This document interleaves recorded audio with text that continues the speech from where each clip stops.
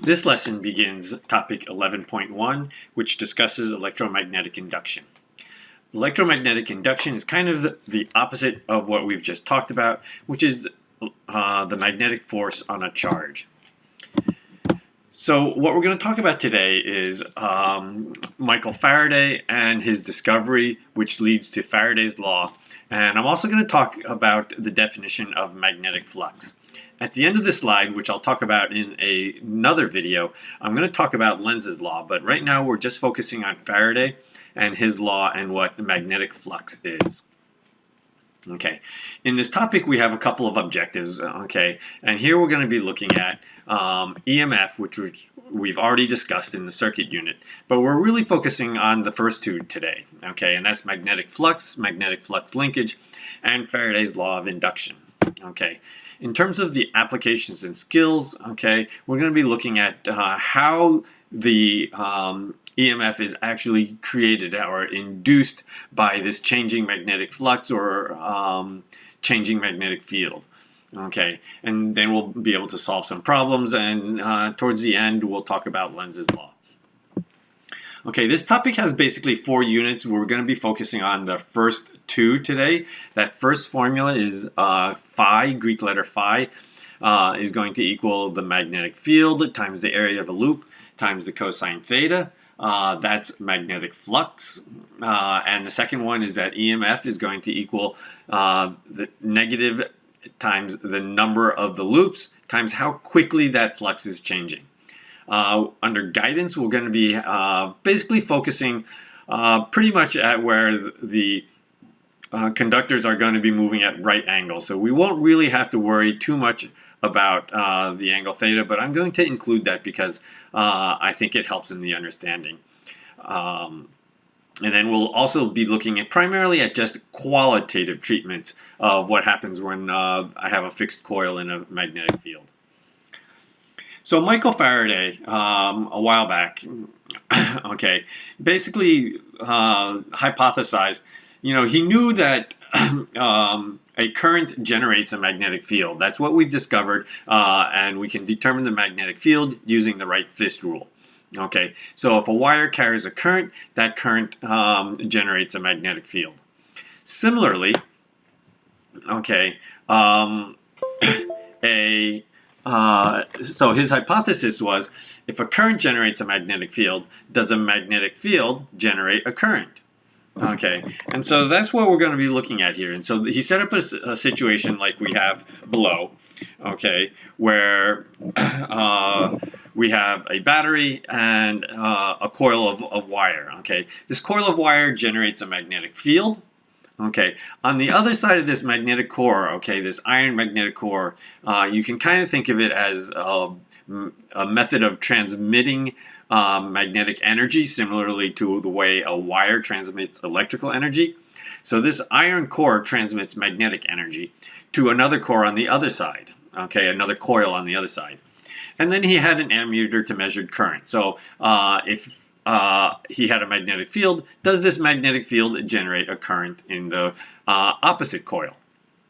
Okay, and so when he turned the switch on, lo and behold, nothing really happened. Okay, when the switch was closed, the left coil did generate a magnetic field. He brought bring a compass, and he can determine that yes, there's a magnetic field there, but the right coil showed no current. Okay, he checked a lot of things, made sure everything was right with his experiment, but his data was like, no, sorry, there's no current.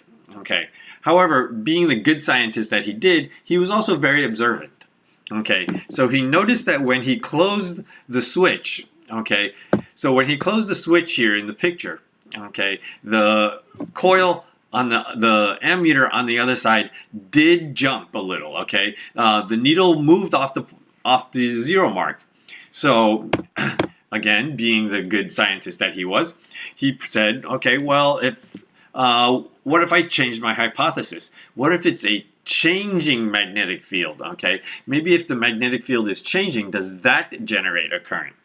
So he modified his experiment, and he discovered that yes, okay, that the electromotive force, okay, or basically the voltage that is induced in the second coil, Okay, the electromotive force that is induced in the second coil is proportional to the rate of change of the magnetic flux in the second coil.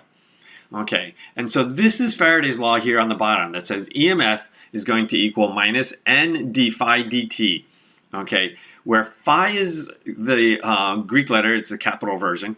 Okay, phi is going to be what we're going to talk about as magnetic flux. Effectively, how much magnetic energy flows through that second coil. Okay, or how much magnetic field energy flows through that second coil. And of course, we're talking the rate of change or the derivative. How quickly does that magnetic flux change? If the magnetic flux doesn't change, then I have no EMF. And that was what he discovered in the beginning. Okay, when the magnetic field was constant, he got nothing. But it was the fact that it changed. And if I can make that flux change faster, I can get more EMF out of my circuit. Okay, so I talk about magnetic flux, but what is magnetic flux? Okay, magnetic flux is, you can define it as the number of magnetic field lines that pass through a given area. So our given area is basically going to be the area of our loops. Okay, and so if I can get more magnetic field lines, okay, more magnetic field lines implies that I have a stronger magnetic field. Okay, so my flux is basically going to be proportional to B, the strength of my magnetic field, times A, the area of my loop. Okay, and flux is measured in a unit called Webers, where a Weber is clearly 1 Tesla meter squared. Okay, but it's only proportional to it because there's another factor that we need to include. And that factor is the angle. Okay, so if I have my loop here, okay, and my magnetic field is coming straight at me, okay, it's easy to see that all of that energy pretty much can pass through, okay, so, but if I turn my loop, okay, my magnetic field is still coming here, but when it's 90 degrees, okay, then the energy really can't get into the loop. It goes right past it without actually going through. And that's the other term here, okay, because the magnetic flux is just going to be the perpendicular component of the magnetic field, or B times A times the cosine of the angle theta, where theta is the normal or the perpendicular to this loop. So if my loop is here, okay, then my perpendicular axis is, basically going straight through the middle. Okay, so my flux is going to be measured between the magnetic field and the normal or the perpendicular to the loop. Okay, so you can kind of think of it as, basically how many arrows can I shoot through this loop? Okay, when it's like this, it's a lot easier. Okay, and so this is when the maximum amount of flux is going to be able to, okay, when it's perpendicular or when theta equals 90, that's when I'm not going to have any magnetic flux, okay, or phi is going to equal 0. Okay. And again, it's not the flux itself that counts, okay? It's the rate of change in that flux, okay? So the EMF generated in the loop depends on the rate of change in flux, okay? Or d phi dt, or delta phi over delta t, okay? Any of these three variables can change, okay? The magnetic field can change. So if my magnetic field is increasing or decreasing in strength over time, so I could be moving a magnet in or out of my loop, okay, and therefore my magnetic field B would be changing over time. A, the area of my loop, okay, this is not as common, but there are some scenarios where the area of the loop may increase or decrease over time. This is what happens when I have a loop that is entering a magnetic field, okay? As it enters the field, okay, the area of the loop inside the field starts to increase. When it leaves the field, okay, now the area of my loop is decreasing. Okay, the third one is the most common one, okay? This is the one that actually changes in rotational situations. So in this situation, okay, the angle between the magnetic field and the normal to the loop may change, okay? And so then cosine theta becomes cosine omega t, or for IB math students, cosine b t. Okay, and the rate of change of this is just going to be the derivative of that, or the rate of change of flux over time. And that's actually how most generators work, okay? By changing that third component, the angle. Okay, what they do is they convert some sort of energy, chemical, nuclear, or hydroelectric energy, into rotational energy in a turbine. And what that turbine is really doing is rotating coils in a permanent magnetic field. Okay, and by rotating those coils, they're making the magnetic field change over time and therefore generating EMF or the voltage necessary to then power our houses. Okay, the faster I can make that those coils rotate, the more voltage I can get out. Okay, and we'll talk about that more in class about how that derivative looks. Okay, so this is what happens, okay, in a generator, okay? When a generator coil rotates at a frequency of f hertz, okay, the angle basically goes through 2 pi radians f times a second, okay? Because that's what frequency is, how many cycles per second, and there's 2 pi radians in a cycle. So my formula for flux becomes this B times A times the cosine of 2 pi f, okay, times t, because in 1 second I'll have gone through 2 pi f radians, okay.